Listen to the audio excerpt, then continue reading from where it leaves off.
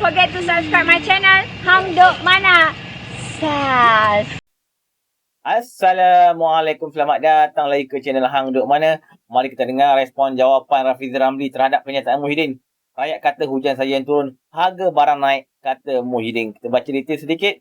Seremban bekas Perdana Menteri Tan Sri Muhyiddin Yassin menyatakan beliau sudah mula menternak ayam penelur di kebunnya bagi orang sendiri sebagai satu kaedah untuk menyelesaikan masalah bekalan telur di pasaran.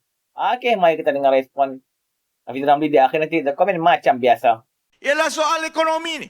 Sebab orang kata Malaysia ni, kalau ikut Tan Sri Muhyiddin lah, Malaysia ni dah hancur dah. Hancur lebur dah ekonomi. Teruk dah. Bagaimana kita menilai perkembangan ataupun kemajuan ekonomi negara? Kalau kita keluarga senanglah, kita tengok gaji kita tengok harta kita tengok perbelanjaan kita, gaji, tolak perbelanjaan, tengok ada lebih, tengok hutang, tengok harta. Nah.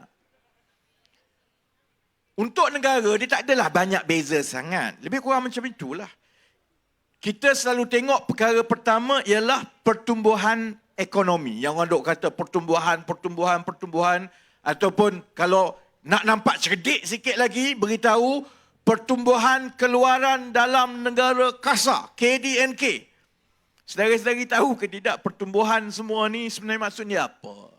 Pertumbuhan ini diukur dengan keseluruhan perbelanjaan yang berlaku dalam sesebuah ekonomi, campur lagi juga nilai ekspor tolak nilai import lah. Dia lebih kurang macam tu. Jadi maksudnya keupayaan keseluruhan berbelanja sebuah ekonomi. Maknanya, kalau pertumbuhan itu 5%, kalau tahun lepas negara kita campur semua ni, rakyat belanja, syarikat belanja, pelaburan campur dengan ekspor tolak import, maksudnya 100 bilion, itu maksudnya campur semua. Kalau dia kata pertumbuhan ekonomi naik 5%, maksudnya tahun depan dia jadi 105 bilion. Ada 5 bilion tambahan dan 5 bilion tambahan itu maksudnya ada yang orang dapat gaji lebih sikit. Ada syarikat yang untung lebih maka dia berbelanja lebih ataupun oleh kerana dagangan kita lebih baik maka kita ekspor lebih, kita beli kurang. Kenapa pertumbuhan ekonomi ini penting? Dia tengok tiap-tiap tahun kalau berkembang cukup penting untuk kerajaan, untuk rakyat, kerana itulah hasil cukai negara. Syarikat banyak berbelanja, maksudnya syarikat ada pulangan yang baik, untung yang baik, ambil cukai jadi pendapatan kerajaan. Jadi, fungsi pertama ataupun kayu ukur pertama kita tengok ekonomi, ialah kita selalu tengok pertumbuhan ekonomi. Pertumbuhan yang baik, maksudnya ialah ekonomi itu berkembang. Bila ekonomi itu berkembang, kerajaan akan dapat hasil cukai lebih tinggi. Hasil cukai lebih tinggi maknanya kerajaan boleh bina jalan lebih baik, boleh bagi lebih banyak bantuan dan sebagainya. Itu yang pertama. Tapi ada masalah tau. Kalau berkembang, sebenarnya tak tentu bila pertumbuhan ekonomi itu naik tinggi, nampak cantik, tak tentu perkara itu yang baik. Ada syarat kedua. Syarat kedua dia apa dia? Harga mesti stabil.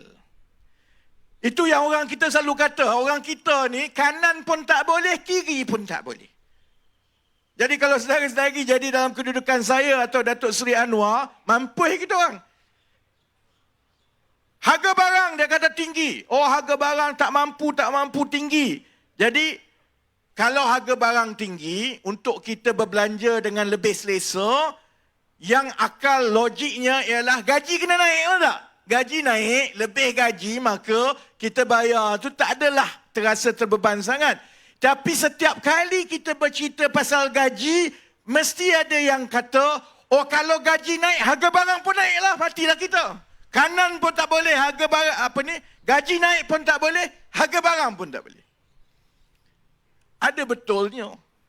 Sebab itu selain daripada pertumbuhan ekonomi yang mesti berkembang daripada satu tahun ke satu tahun, syarat kedua, pengurusan ekonomi, nak tentukan negara ni teruk ke tidak, ni nak jawab Tan Sri Muhyiddin dengan Perikatan Nasional, duk maki tiap-tiap hari kata negara ekonomi merudum ni, kena tengok perkara kedua iaitu inflasi.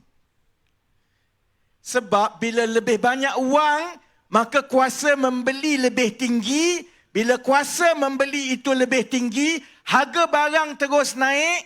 Dia bukan saja soal harga barang itu mahal. Kalau inflasi itu naik tinggi dan tidak terkawal, bermaksud satu, wang kita makin lemah dari segi kuasa beli dari satu tahun ke satu tahun.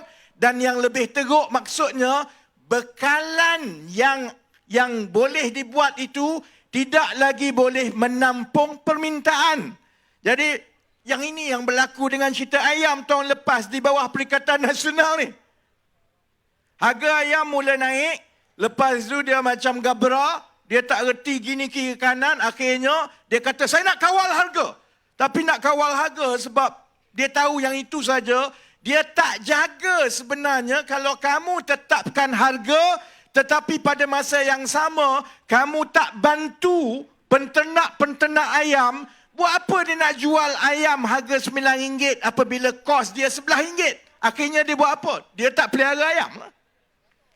Bila dia tak pelihara ayam, bekalan ayam mula terganggu, yang ini makin naik lagi.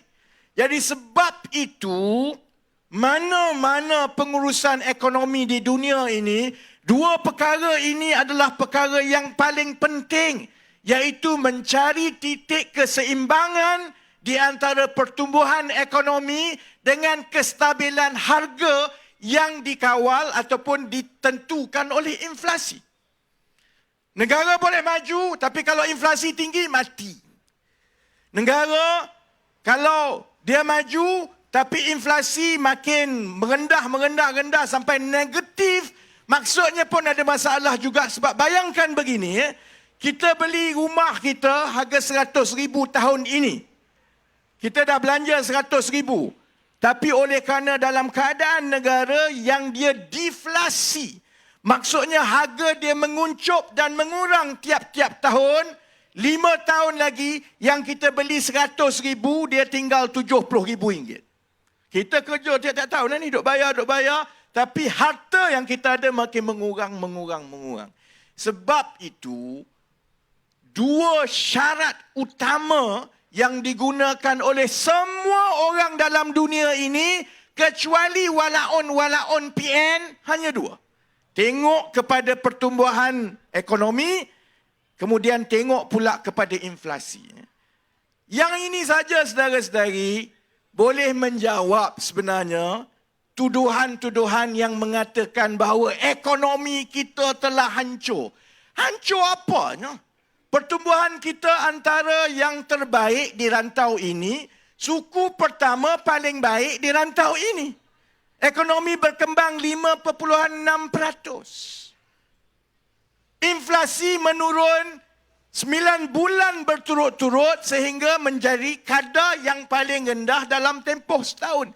Jadi prasyarat utama untuk menguruskan ekonomi dengan seimbang, setakat ini kita sedang mengimbanginya. Pertumbuhan ada, harga barang tidak naik mendadak. Baik, apa makna harga barang inflasi semua ni? Pakcik-makcik semua ada yang berniaga, kan? Ada yang berniaga. Ada yang berniaga kedai makan, tu ada kedai layan diri. Bayangkan begini, hari ini pakcik jual nasi lemak pakcik RM5. Kalau esok pakcik kena jual nasi lemak pakcik RM4.5, baik atau buruk kepada pakcik? Baik atau buruk? Buruklah. Memanglah naluri kita sebagai pembeli ni, kalau boleh, tak nak bayar pun, kita nak percuma. Betul lah, manusia macam tu lah. Tapi masyarakat ini bukan hanya ada pembeli, dia juga ada penjual. Jadi sebab itu, tujuan pengurusan ekonomi bukan nak suruh harga turun semata-mata. Kita nak pastikan bahawa keseimbangan harga itu, bila dia naik, dia dalam keadaan terkawal. Sebab itu penting inflasi berada di dalam lingkungan 2 ke 2.5%. Yang itu sasaran kita. Sebab kita yakin, kalau tengok semua data, dan itulah amalan ekonomi satu dunia, kecuali walaupun PAS. Iaitu, kalau pertumbuhan ekonomi itu baik 4 ke 5%, cukup baik dikira. Sebab negara-negara Eropah, Singapura, berapa pertumbuhan ekonomi dia? Ada orang tahu? 1%, 2% je. Kita 4 ke 5%. Jadi kebaiklah. Inflasi kita, sasaran kita di dalam 2 ke 2.5. Iaitu imbangan yang baik, kita sekarang 2.8. Berapa inflasi di ekonomi-ekonomi lain? Eropah 7%. Filipina 8%. Di rantau ini, inflasi kita adalah antara yang paling rendah sekali. Baik, Kalau saya sebut begini, belum apa-apa lagi orang maki. Sebab dia kata, alah menteri tak faham kita hidup susah, kamu tak turun macam itu, macam ini. Itu sebabnya kerana soal kos sara hidup ini bukan semata-mata soal harga. Ia juga ialah soal gaji, saudara-saudari. Yang berlaku di negara kita ialah selama berpuluh tahun, pertumbuhan ekonomi kita ni makin pesat. Kaya. Sebab itu juga harga barang pun naik. Inflasi tiap-tiap tahun. Tapi malangnya, kepesatan ekonomi itu tidak semuanya diterjemahkan kepada gaji rakyat. Makin ekonomi berkembang, makin tinggi kesenjangan di antara yang cukup kaya dengan yang bawah ni. Yang betul-betul kaya, yang yang ke atas, yang betul-betul kaya. Yang kat bawah ni, kadang-kadang gaji tiap-tiap tahun tak naik pun. Kaki tangan awam naik berapa? RM50 setahun. Swasta, kalau dapat 2-3% tu cukup baiklah. Sedangkan inflasi makanan 6-7% setahun. Itu sebenarnya masalah sebenar ekonomi kita. Harga barang inflasi itu sudah berada di dalam sasaran yang baik untuk ekonomi. Pertumbuhan sudah ada sasaran yang baik juga untuk ekonomi. Tetapi kita kena tumpu pula kepada soal menaikkan gaji. Saya dah sebut tadi, mesti ada orang kata, lepas ni naikkan gaji ni nanti naik harga. Korang nak yang mana? Beritahu kat Menteri Ekonomi, korang nak mana? Korang nak harga naik tiap-tiap tahun ni tapi gaji tak naik? Nak ke korang? Dia sudah tentulah kita kena imbangkan dua-dua. Gaji itu perlu dinaikkan. Jadi orang tanya pula, kenapa gaji tak naik? Kenapa gaji tak naik? Sebelum ini, kita tidak ada apa-apa dasar pun mengenai gaji. Hanya lebih kurang 10 tahun yang lepas, kita mula memikirkan tentang gaji minima. Gaji minima. Gaji minima dulu mula 900, kemudian naik 1,200, baru-baru ini naik 1,500. Apa masalah bila kita hanya ada dasar gaji yang hanya menyentuh gaji minima? Orang kat bawah je lah yang kalau sebelum ini 1,200 dia naik 1,500. Yang lain tak dapat. Yang gaji dah memang atas 1,500. Tak dapatlah gaji minimum tu. Tak ada kenaikan gaji lah. Yang eksekutif, yang diploma, yang sijil, yang technician, yang lain tak dapat apa-apalah. Maka gaji itu terus berbeza kerana setiap kali negara kita, syarikat kita, ekonomi kita berkembang, sebahagian besar keuntungan itu disimpan ataupun dapat balik kepada tokeh. Yang bawah, sebab itu kita ada keadaan yang mana, semalam contohnya, hari ni hari apa? Hari Rabu. Hari Isnin ke tak? Hari Isnin. Semalam lah, hari Selasa. Selasa, saya ada satu persidangan ekonomi tapi dengan semua peguam-peguam kat Malaysia ni tak? Wakil-wakil peguam semua. Soalan yang sama, tanya pasal ekonomi semua bla-bla kan. Saya jawab balik lah. Yalah, ini masalah kita. Perkara biasa di firma-firma guaman. Yang budak baru kerja tu gaji dia 1,500, 2,000, 2,500. Senior partner yang ke atas tu gaji dia 200,000 sebulan.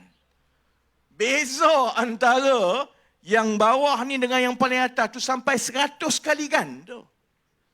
Keadaan ini berlaku kerana kita langsung tidak ambil tahu. Maksudnya kerajaan sebelum ini menyerahkan bulat-bulat soal gaji ini kepada majikan.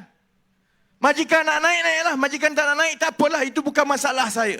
Sebab itulah selepas 20, 30, 40 tahun, kita berada dalam keadaan yang walaupun inflasi itu adalah baik dan menepati syarat inflasi yang baik yang seiring dengan pertumbuhan yang baik, tapi rakyat di bawah rasa terbeban. Yang ini yang saya nak tanya Tan Sri Muhyiddin Yassin, saya nak tanya Sanusi, saya nak tanya Haji Hadi, saya nak tanya Menteri Besar Terengganu.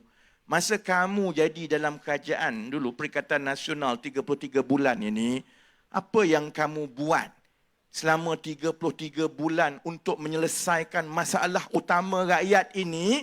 Dalam keadaan sekarang kamu kata tiap-tiap hari, kerajaan ini tak buat apa-apa, kerajaan ini tak selesaikan masalah rakyat, kerajaan ini tak ada hala tuju ekonomi. Beza dia apa dia? Bila kita lihat keutamaan ekonomi negara, kita tumpu kepada yang rakyat dulu. Bukan sibuk nak buat lapangan terbang yang tak ada orang nak pakai. Yang itu yang kita kena tumpukan dahulu. Dan yang paling payah sekali nak ditumpukan ialah untuk memastikan selepas ini kita ada dasar gaji progresif yang membolehkan seberapa ramai pekerja kita ini menikmati kenaikan gaji tahunan yang perlu berlaku tiap-tiap tahun supaya kita menutup jurang gaji dengan kos sara hidup. Saya berani bercakap dan saya akan bercakap pasal benda ini sepanjang masa sebab saya tahu 33 bulan Perikatan Nasional berada dalam kerajaan, satu patah pun dia tak bercakap pasal gaji rakyat. Dia fikir masa itu ialah semua pasal projek. Semua pasal projek. Sebab itu saudara-saudari, kenapa pula Lala Mum datang ceramah malam-malam buta ni? Sebab itu saudara-saudari, bila kita ambil alih timbul soal utama. Pasal jana wibawa, tak jana wibawa, komisen. Yang dapat komisen, dapat gaji tinggi ni semua geng dia. Ayam tak ada, harga barang yang naik, yang sekarang kita sedang usahakan untuk menurunkan inflasi, semua ini diwarisi daripada zaman dia. Tapi keutamaan dia semasa 33 bulan itu, saya fahamlah dia tak nak sentuh pasal gaji, saya faham sebab dia tak mudah. Kenapa dia tak mudah? Katakanlah, abang ada satu syarikat. Abang bayar gaji abang RM10,000 sebulan. Abang bayar pekerja abang 2 orang RM1,800 sebulan. Abang dah kira dah kereta 2 biji, rumah sebiji, isteri 2, campur tolak semua. Abang rasa kalau RM10,000 ni aku cukup-cukup je nak makan. Kalau aku tambah lagi gaji kepada 2 pekerja aku, kesianlah isteri nombor 2 aku. Susahlah macam mana nak kereta lagi 2 dan sebagainya. Jadi memang bila kita nak pastikan kenaikan gaji ini berlaku dengan sebaik mungkin yang melibatkan seberapa ramai pekerja-pekerja kita, dia bukan perkara mudah kerana sebahagian besar kaki tangan kita, tenaga kerja di Malaysia ini bukan kaki tangan kerajaan. Mereka kaki tangan swasta. Bukan boleh paksa macam itu je. Sebab kalau paksa begitu sahaja, yang akan terjadi ialah syarikat-syarikat gulung tikar. Mana nak suruh naik gaji, tiba-tiba syarikat pun gulung tikar. Habis, orang yang ada kerja, tak ada kerja. Jadi saya faham sebenarnya nak menaikkan gaji ini bukan benda yang mudah. Ahli perniagaan pun takut, pekerja pun tak tahu macam mana. Sebab itulah, saya fahamlah 33 bulan Perikatan Nasional jaga tampuk pemerintahan negara, dia tak sentuh langsung pasal gaji. Dia memang kerja yang susah. Tapi paling kurang, janganlah lagak hero, bajet cukup hebat. Seolah-olah zaman dia dulu, segala-galanya berlaku dengan baik. Paling kurang, tengok diri dalam cermin. Itu yang saya selalu kecil hati dengan Azmin. Sebab dulu Azmin Menteri Ekonomi, masa dia tak buat apa pun. Itu yang saya kata, susahlah dengan Azmin ni. Sebab kita sepatutnya sebelum kita cakap apa-apa, kita tengok diri kita dalam cermin dululah. Tapi Azmin kalau dia tengok diri dia dalam cermin, faham-faham sendirilah. Dia tak nampak lah. Kabur semua. Baik. Sebab itu, sementara sekarang ini, kita sudah pun berjaya mengekang kenaikan harga barang itu pada paras inflasi yang sihat. 2.8% itu, dan kita jangka akan terus menurun, itu adalah dalam kadar inflasi yang sihat. Sementara kita tumpu kepada pertumbuhan ekonomi supaya terus berkembang, kita juga kena pastikan bahawa kenaikan gaji pekerja itu melibatkan dasar kerajaan. Kerana bila dia melibatkan dasar kerajaan, jadi tugas saya untuk pujuk kerajaan untuk memastikan ada insentif untuk naik gaji ni. Untuk pastikan bahawa kerajaan bekerjasama dengan pihak swasta supaya ada sumber yang mencukupi, supaya yang graduan-graduan ini gaji dia mula naik setara dengan kenaikan kos hidup. Okey, tuan-tuan, komen saya lah berkaitan harga barang ni. Saya rasa zaman PN dulu lagi teruk. Kenapa? Zaman PN dulu harga ayam naik sampai RM10 lebih. Sekarang kita beli ayam maksimum harga RM9.40 je di pasar raya tu. Dan telur dulu zaman PN langsung tak ada. Lepas Mak Sabu ambil jadi menteri, baru dia settlekan masalah telur ni. Sekarang ni kalau kita pergi dekat pasar raya, dekat kedai-kedai mana, telur memang dah ada. Harga pun dah murah. So, Muhyiddin ni dia kata dekat kerajaan pada sebenarnya dia yang problem masa zaman PN dahulu. So, dan sekarang ni kita tengok barang dah tak naik dah. Harga dah maintain. Ayam pun ada, telur pun ada. So, barang keperluan asal ni semua ada. Cuma, biasalah walau ni tak perhati duk jajalah kononnya barang naik lah apa naik, sebenarnya okey, tak ada masalah. Semua dah ada dah. Minyak masak pun dah ada. Semua ni dah ada. Semua yang terbaik dah. Okey, mari kita terus menyokong kerajaan PN. Assalamualaikum.